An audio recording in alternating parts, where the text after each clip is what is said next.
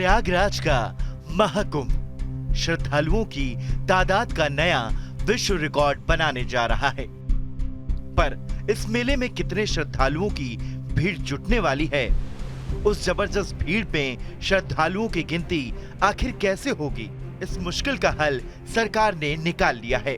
दरअसल महाकुंभ में आने वाले श्रद्धालुओं की गिनती के लिए मेला प्रशासन एआई कैमरे के साथ ही कई हाईटेक तकनीकों का सहारा लेने जा रही है। कहा जा रहा है कि इस बार महाकुंभ में 40 करोड़ से 45 करोड़ श्रद्धालु प्रयागराज पहुंचकर संगम में डुबकी लगाने वाले हैं। श्रद्धालुओं की उस भीड़ को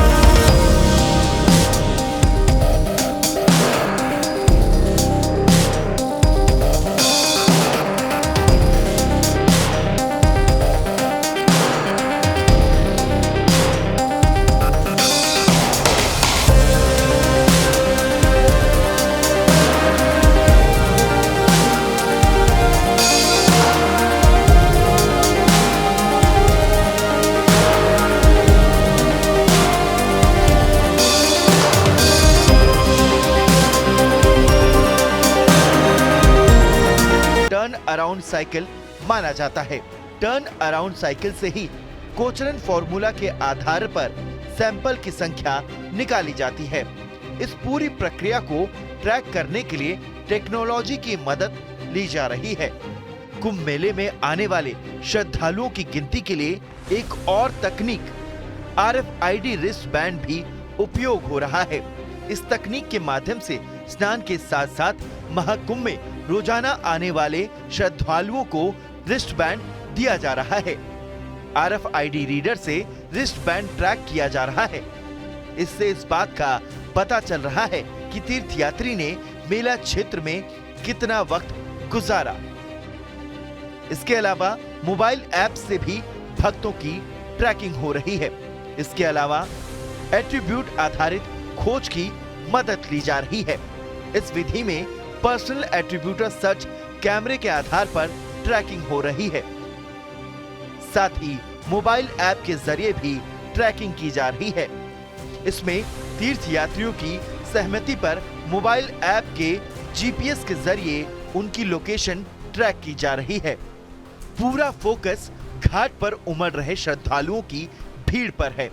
सरकार का दावा है कि सटीक हेड काउंट डेटा सुनिश्चित करने के लिए AI युक्त कैमरे लगाए गए हैं। ये हाईटेक कैमरे हर मिनट पर रियल टाइम अपडेट दे रहे हैं। ये पूरा सिस्टम सुबह 3 बजे से शाम 7 बजे तक सक्रिय रहेगा। ये स्नान और अनुष्ठानों के लिए सबसे व्यस्त समय है। इससे पहले माघ मेले में भी इन हाईटेक तकनीकों के जरिए श्रद्धालुओं की गिनती की गई। इसके जरिए कुंभ मेले में भी 95% तक सटीक अनुमान लगाया जा सकता है। प्रयागराज में चल रहे महाकुंभ मेले के दौरान रोजाना भक्तों की जबरदस्त भीड़ उमड़ रही है। इन भक्तों को रोकने के लिए मिर्जापुर प्रयागराज बॉर्डर पर जिगना चील से 2 होल्डिंग एरिया बनाए गए हैं। संगम में जैसे ही ज्यादा भीड़ हो रही है, इस होल्डिंग एरिया में प्रयागराज आ रहे भक्तों को रोक दिया जा रहा है। ये भक्त अपनी गाड़ी यहीं पार्क कर रहे हैं। जैसे ही संगम में श्रद्धालुओं की संख्या कम हो रही है, होल्डिंग एरिया में इंतजार कर रहे भक्तों को आगे रवाना किया जा रहा है। इस होल्डिंग एरिया में तीर्थयात्रियों के ठहरने, पार्किंग, शौचालय और आराम की पूरी व्यवस्था की गई है। यही नहीं, महाकुंभ आ रहे श्रद्धालुओं की सुरक्षा के लिए 40,000 से ज्यादा जवान भी दिन रात मुस्तैद नजर आ रहे हैं।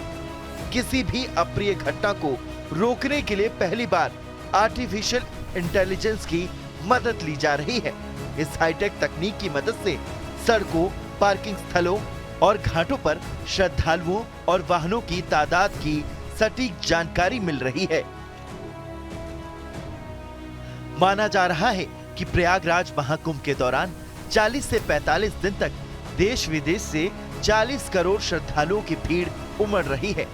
जब ये श्रद्धालु अपना घर छोड़ सैकड़ों किलोमीटर दूर संगम नगरी प्रयागराज आ रहे हैं, तो संगम नगरी के साथ साथ वो काशी विश्वनाथ कॉरिडोर और अयोध्या के राम मंदिर और विंध्याचल के विंध्यवासिनी कॉरिडोर के दर्शन और पूजन का मौका नहीं छोड़ रहे हैं।